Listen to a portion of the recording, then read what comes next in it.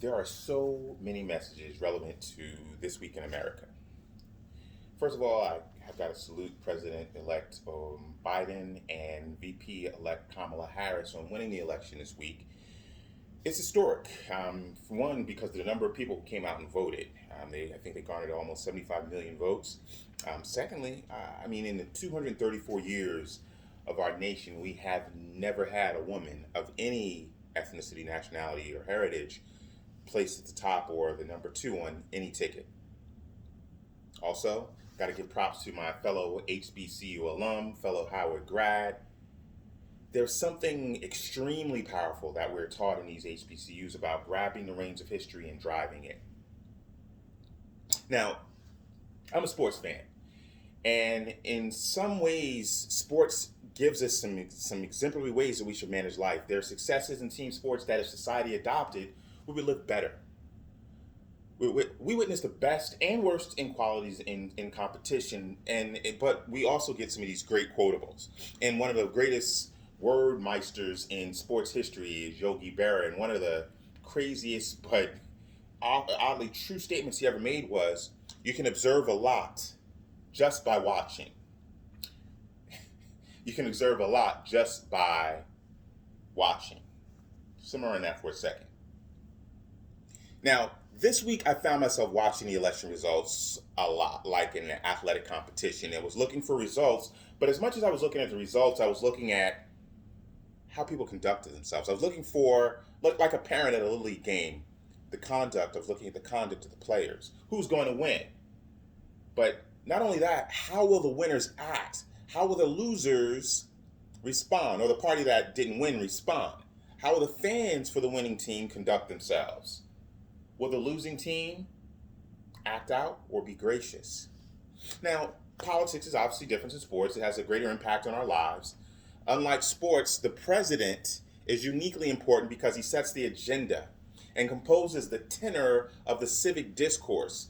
He dictates the temperature, frankly, the subject matter, as well as the tone of our national and sometimes international conversation. We've seen it. The temperature's been really high for the last number of years. We have heard, in the midst of that, though, we've seen varying temperatures. We've heard that it doesn't matter whether you win or lose, it's how you play the game. I think that's something they say to little kids to kind of keep them under control, and I don't particularly buy that.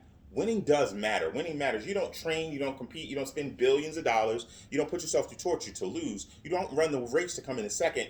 You do compete to win. But the statement after the conditional is important. How you play the game is illustrative of your character, demonstrates strength, character, integrity, who you truly are. How you play the game sometimes also determines whether you get to play it again. A bad sport is not usually invited back, whether it's cards or basketball. Think about Lance Armstrong.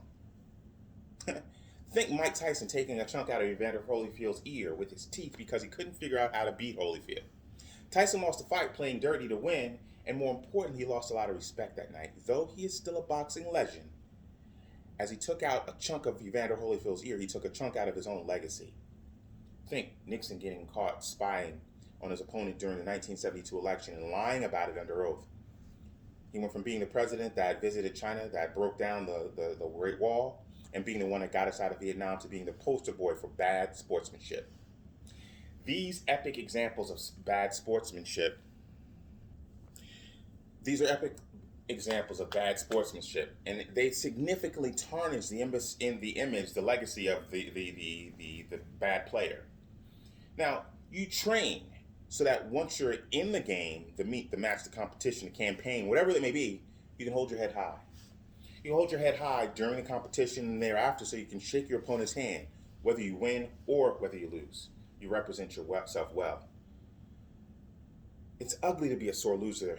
There's a great example of this. A former South Korean boxer took a sit-in protest to a whole new level after a controversial 4-1 defeat at the hands of a Bulgarian boxer in the Olympics a couple of years ago. Beyond sat himself in the ring for over an hour. Eventually, the officials turned off the lights and left him sitting there in the dark like a child. Sore loser. And he got embarrassed not because he lost the match, but because of his conduct thereafter. Losing a match or a game means you lost the game or the match, not necessarily your dignity. being a good sport, being a bad sport, excuse me, makes you a loser. And it's not just bad for a winner to poke, it's just as bad for a winner to poke fun at a loser. So winning is a thing. You're not supposed to gloat when you win. That's just as bad as being a sore loser. Now, how does this applicable? We have a nation that right now is mired in the aftermath of an election, right? And it appears that Joe Biden has won. Thus, we will have a new president for the next 4 years. Trump supporters may feel that the world is coming to an end, that the sky is falling, and it's not. I promise you, Biden and Harris will not be the worst presidential team we've ever had. We have survived the Civil War. We have survived the Spanish flu, 2 world wars, and Barack, not Barack, Borat, B-O-R-A-T. And if you don't pick up your proverbial ball and go home, you may find that your interaction with the Biden supporters will show you that we have more common ground than division. Biden and Harris supporters, no, that's for the Trump supporters. Biden and Harris supporters, celebrate. But be mindful of the torment that you felt subjected to over the last 4 years. Good sports do not, and I'm going to say, do not get back, don't play the get back at you game, because they went low does not mean you should what? Go low. You should go high. Now, I'm a graduate of the University of Virginia. And in 2018, we were the proverbial joke of the athletic world. After being the number one seed in the entire NCAA tournament, we had to simply beat the worst ranked team in the tournament in the first game of the tournament. The number one seed had never, ever, ever lost to the, so to say, 64th seed in the tournament.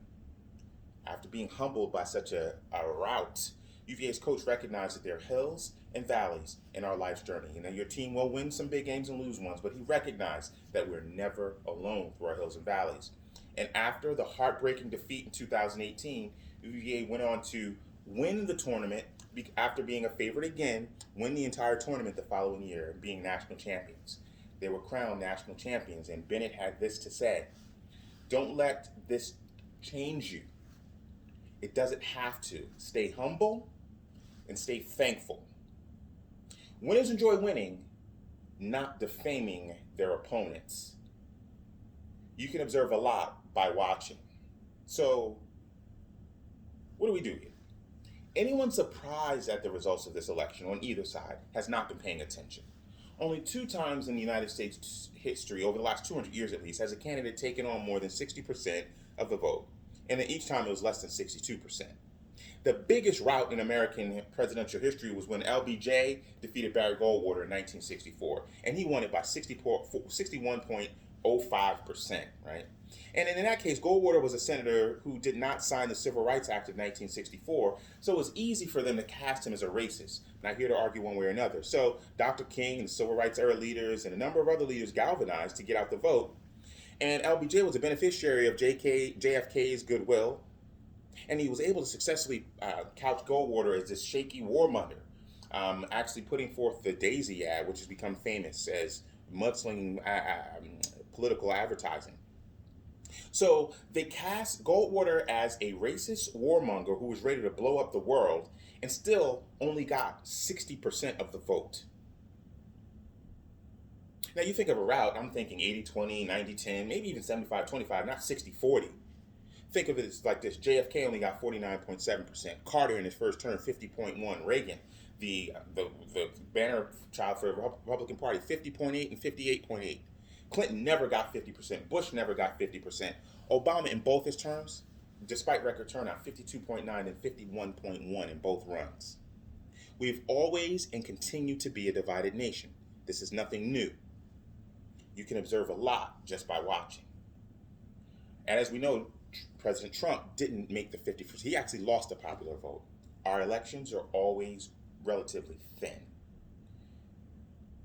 We've always been a nation divided, but disagreement is not necessarily a bad thing. It's how you manage those disagreements. It's a matter of how you conduct yourself in those disagreements, as the winner or as the loser. Muhammad Ali, famous for a lot of quotables, none of them generally about being humble, but this one was great. I never thought about losing, but now that it has happened, the only thing I can do is right. If you're going to lose, do it the right way. Now, you have Terrell Davis, who said there's no such thing as sportsmanship. which I found kind of funny. There absolutely is. Sportsmanship is making sure to remember why you are there and what got you there and how to improve on it and conduct yourself in a manner, as Tony Bennett said, stay humble. So, where do we go from here? Well, it makes me think about, why do we have government, right? Why do we have elected officials? The government's purpose is to what? Is to establish justice. That's the first thing. It's to establish justice, to ensure domestic tranquility, to provide for a common defense, to promote the general welfare and secure the blessings of liberty and posterity. Now, if you think I defined it wrong, you have a problem with the U.S. Constitution. That's in our preamble. The oath of the president is to faithfully execute the office of the president and, to the best of their abilities, preserve, protect, and defend what? Not themselves, the Constitution. Rewind that to see what the Constitution says, or Google that. According to Christ, the role of government authority, the role of great men is to, what do you think? What did he do? It's to serve, not be served. And he stated that the rulers of the gentle world get it all wrong. Their officials exercise authority over you. And he condemned them as being poor sportsmen. He told his disciples that you are to serve, not be served. Now, if a president properly carries out his duties, preserving, protecting, and defending the Constitution, he should be serving the people of the United States. However, where they part, we have a problem. Nonetheless, we elect officials who should do what? Serve us best. To best serve a people, you must love a people. You cannot sacrifice in a manner that is needed without loving them. So right now in America, there's a faction of the church, and this is, when I speak, I'm speaking directly most times to Christ followers, unless this is specifically an evangelical message. I'm speaking to church followers. And right now in the church, there's a faction that is getting it wrong. It's on the wrong side of history on too many issues because it fails to demonstrate a love for its neighbor, because it does not show a love for people, because it does not serve its people well. Thus it falls short in leading its people. Being stuck on its agenda, power, and position, it has lost its way and has lost the purpose of the church. Some, not all of the church. Now, there is a rich history, though, of conflict in the church, but there's conflict resolution as well, and it goes back to the genesis of the church. So I'm not here to say that we're not supposed to have conflict, because we are. Look back to Peter, Paul, and James, the Judaizers versus the Gentiles. About 2,000 years ago, there was a major dispute between the OG Christians, the Jews, who believed that Christians needed to follow the laws of Judaism. This faction was led by James, the brother of Jesus, not James the disciple. And Peter was initially a part of this team, this quadrant. And the biggest issue surrounding them at the time was circumcision, whether Gentiles needed to be circumcised. Acts 10 lays it out for us. A centurion named Cornelius, right? He and his family were devout, God-fearing people. They gave generously to those in need and prayed to God regularly. They gave generously to those in need and prayed to God generously. They went hand in hand. One day at about 3 in the afternoon, he had a vision. He distinctly saw an angel of God who came to him and said, "Cornelius." The angel told him to send for Peter, who was in Joppa, and Cornelius was in Caesarea. So they were close, but they weren't right next to each other towns. Cornelius had a vision of calling a Jew. He was a Gentile. At the same time, Peter had a vision. He became hungry and wanted something to eat. And while the meal was being prepared, he fell into a trance. He saw heaven open up, and something like a large sheet fell out of the sky by its four corners, and it contained all kinds of animals, four-footed animals, as well as reptiles and birds. And the voice told him, "Get up, Peter, kill and eat." Get up, Peter, kill and eat. Now this was relevant because there was, Jews had a strict diet. But the importance of this is, while he was trying to figure out the vision, 3 men from Cornelius showed up and told him to come. And led by the Spirit, Peter did, in fact, follow them. Now, this was a big deal at the time. At least Peter believed it was, against the law for a Jew to associate or visit with a Gentile, as he was about to do. However, He says as he enters Cornelius' home, starting in verse 28, Acts 10:28, God has shown me that I should not call anyone impure or unclean. So when I was sent for, I came without raising any objections.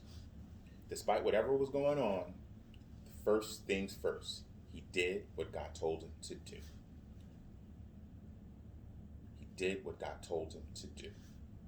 After Cornelius expressed his reason for inviting Peter, Peter continued, I now realize how true it is that God does not show favoritism, but accepts from every nation the one who fears him and does what is right.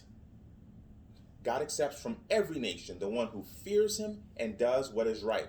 You know the message God sent the people of Israel, announcing the good news of peace in Jesus Christ, who is Lord of all. In other words, God accepts anyone who accepts or comes to him.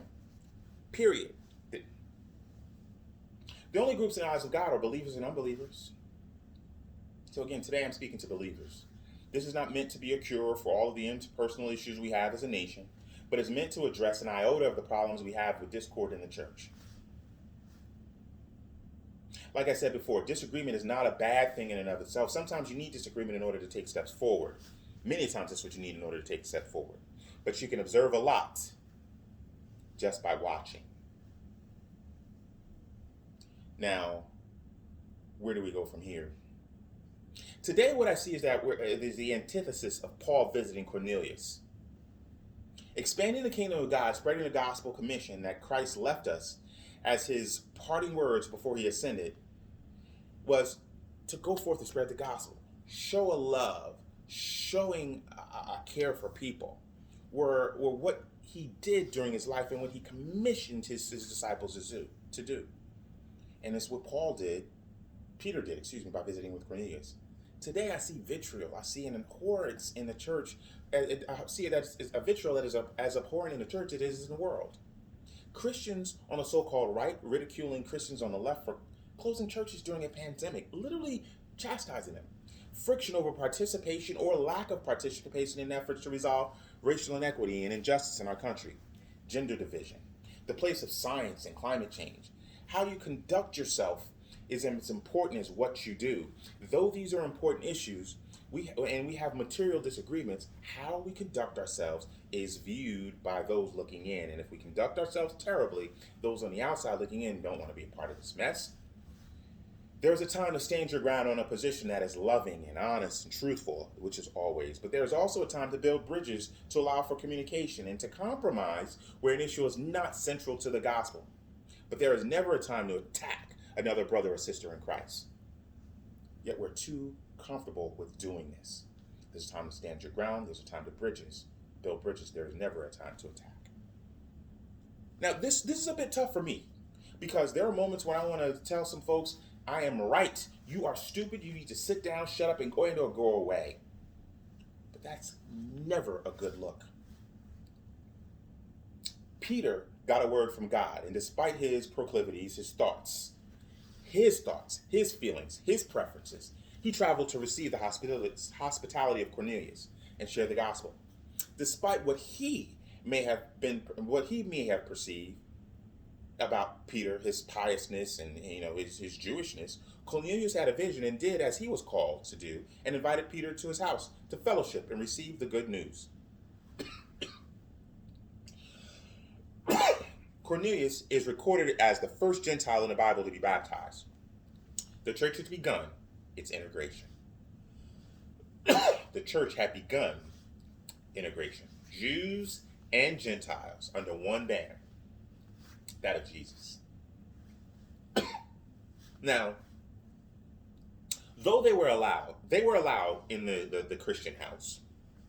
There were roadblocks put up in front of them. Peter and James, Jesus' brother, who would become the leader of the church in Jerusalem, maintained the old guard. James was a Judaizer. He didn't think it was necessary. He thought it was necessary for the new Christian, for the Gentile Christians to get circumcised. Christians who had come from a Jewish background felt that the Gentiles should become Jews through circumcision before being able to experience Christ's saving work. This attitude was based partly on the notion that circumcision was necessary for salvation as well as being an effective guarantee. Others disagreed with this. Others disagreed with this view of salvation by works, particularly when uncircumcised Gentiles received God's outpouring of the Holy Spirit. Here it is, you have people receiving God's outpouring of the Spirit, and there were Judaizers standing in the way, saying, no, that's not enough. I see that as they felt it was though they were the gateway to God. That in order to get to God, you had to become one of them first. In order to get to God, you have to become one of them first. Rings a bell. James wanted to impose rules on Christ's followers. Paul opened doors. It was through Paul that the universe of Christianity expanded, did not James. Paul dealt with this issue, though. To resolve the issue, he and Barnabas consulted with the OGs, with James, Peter, and the other disciples, where it was agreed that Gentiles should not be compelled to be circumcised. You had Paul, who was a Jew, confront the other Jews about the issue in a cordial, civil manner and resolve the situation. And Paul never backed down. He stood his ground, but he engaged his brothers in Christ to resolve the issue. Though the issue within the church was still contested for some time, the church continued to grow because of efforts like Peter and Paul being good sports and being true to their purpose, which was advancing the gospel, going forth and serving their neighbor and serving God. Serving their neighbor and serving God, not simply serving their selfish and or man-made edicts and ways. Brothers and sisters, as we are directed, we are to engage each other with civility, explore our differences, but never impede anyone's faith. Stand on the truth, and on matters of opinion, build bridges, and be willing to defend one another, but never attack one another. Be good sports. Peter's vision and visit to Cornelius was about getting rid of man-made barriers to follow and fellowship with Christ. Peter himself was a Jew, but he knew that God's work was inclusive, not exclusive. And who was he? Who was any man to be an obstacle to their relationship with God? Now, I've sometimes thought, so what? If people don't want to accept each other, each group in society could survive interdependently. And in some cases, we've seen where that's meted out. In a lot of cases, we've seen where it doesn't. But that's not at all what God is saying. That's not at all what God wants. The vision that he gave to Peter was not that of a conveyor belt of the same item coming out one right after another, like some Dr. Seuss story or a car manufacturer where every item was the same. This isn't mass production. God's people are not widgets. One size fits all. The vision God gave Peter was a cornucopia. It contained all kinds of four-footed animals, reptiles, and birds. 4 feet, 2 feet, no feet, wings, scales, feathers. Amazing diversity. A contrast to those who think that within the church, within our country, within our communities, we're just to have one way. As the church, we have to stay vigilant about what it is that we are supposed to be doing. What are we supposed to be doing? We're supposed to be going forth and spreading the good news. Good news, not bad news. We're supposed to be good sports. Now, that's pretty ambiguous. That's one of those things that we always get off from doing. But what does that mean? What does that look like? And again, sports analogies. We see some of the best behaviors and worst behaviors in sports. And at the 1936 Olympics, what do we see? We saw Owens, the American record holder in the long jump, had foot faulted twice just in trying to qualify for the finals. And his rival, Germany's Long, the European record holder, offered Owens advice on how to adjust his run-up to make the qualifying distance. His enemy, his opponent on the track. Owens' next jump was success, and he went on to win the gold medal. Long ended up getting the silver. And Owens said later, "You can melt down all the medals and cups I have, and they wouldn't be a plating on the 24-karat friendship that I felt for Luz at that moment." What Luz exemplified was supreme good sportsmanship. This is an example of being a true champion, being a good sport, competing at the highest level. This was the Olympics. This wasn't a little league track meet. At the highest level, being a good sport, competing at the highest level, taking your opponent's best shot in the competition, but then loving you and giving your best shot back, but loving your competition in the midst of battle, in the midst of competition. Loving in the midst of battle is a challenge, but it can be done. We have too many examples through sport, and we have examples in real life, contemporary examples. So what are we supposed to do? What does this mean? We're supposed to love each other enough to engage, just as Peter did with Cornelius, just as Paul did with Peter and James. A champion may knock its opponent down during a play or a round, but it will pick them up so they can go at it again. A champion gets knocked down on a play and does not get spiteful, but plays harder the next play. In the midst of a heated campaign, love enough to be respectful to the engagement, in that engagement. In a crowd of his supporters during the 2008 campaign for President, John McCain defended President Barack Obama, his rival for the presidency, in the face of constituents spouting all sorts of racist conspiracies about the then senator from Illinois. I can't trust Obama. I've read about him. He's an Arab, one woman said from Minnesota in 2008 as she was wearing a McCain and Palin t-shirt. In the pro-McCain crowd, it would have been easy for McCain to just jump right in. But McCain grabbed the mic from this woman, cut her off and said, "No, ma'am. He's a decent family man and citizen that I just happen to have disagreements with on fundamental issues." And that's what the campaign's all about. He's not an Arab. Now, of course, being of Arab descent is not mutually exclusive of being a decent man. They have nothing to do with one another necessarily. They're not mutually exclusive. McCain's response could have been better, but taking away the microphone and cutting off this woman defending his opponent was a very powerful historic moment. He was at that point demonstrating exemplary sportsmanship. Love enough to be a good sport. Too many Christians are poor sports, are sore losers and sore winners. Love enough to avoid venomous arguments. Use kind words, uplifting words, ways of motivating and moving people forward. Follow directions. Play by the rules. Don't cheat. It's not always about trying to find an advantage. It's about finding the right way. Respect the other team because you want them to respect you. Encourage your teammates and look for the best in your opponents. Respect the decisions of the rule makers, the referees, and other officials, but challenge them in a proper manner when necessary. Good sports don't get violent. They play their sport hard, but they don't get violent. They don't get vigilant. Well, not vigilant. They don't get violent. They don't get extra. Play hard. Play hard so that you can end with a dignified handshake. That's symbolic, but that's important because that shows you that you can hold your head high. Be able to reflect on what you've done with honor. So as we come off of this heatedness of this another national election and begin another 4-year cycle until the next one gets going, let's get this Christian house in order. Because if we don't, who will? How will we be about getting the business that's important done if we don't get on about it? But we have to start by acknowledging the importance of everyone's contributions, right? We are all important, as that cornucopia of the sheet that God left with the vision of Peter. White supremacy, sexism.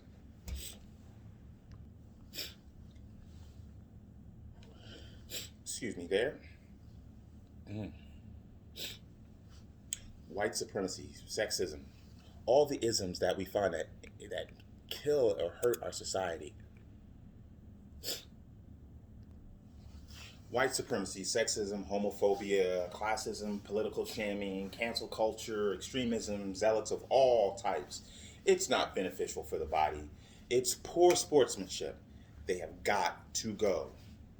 Good sports make their teammates better, their opponents better, their game better. I just referenced McCain and Obama. Both vied for the presidency in 2008. It's not too long ago, right? 12 years ago.